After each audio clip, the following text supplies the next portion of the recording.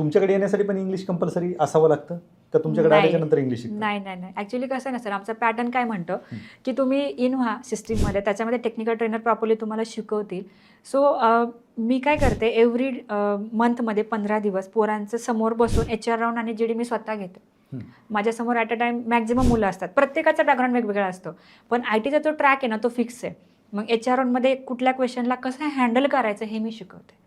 किंवा जर तुमचा गॅप आहे करिअरमध्ये, तर त्या गॅपबद्दल तुम्हाला काय क्लॅरिफिकेशन द्यायचं हे पण मी त्यांना लिटरली मी इंट्रो पण लिहून देते सर. ओके. मुलांना की इंट्रोमध्ये तुम्ही 80% टेक्निकल सांगा, 20% सेल्फ सांगा.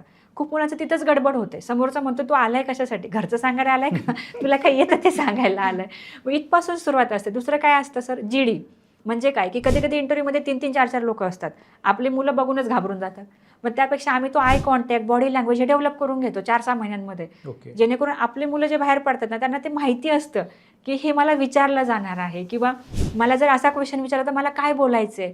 ग्रुप डिस्कशनमध्ये अननोन टॉपिक जर थ्रो झाला तर त्यामध्ये मी काय पॉईंट ऑफ व्ह्यू ठेवले पाहिजे किंवा मला झिरो नॉलेज असताना सुद्धा मला त्या GDमध्ये ॲक्टिव्ह पार्टिसिपंट राहिलं पाहिजे, हे त्याला सगळं शिकवलं जातं.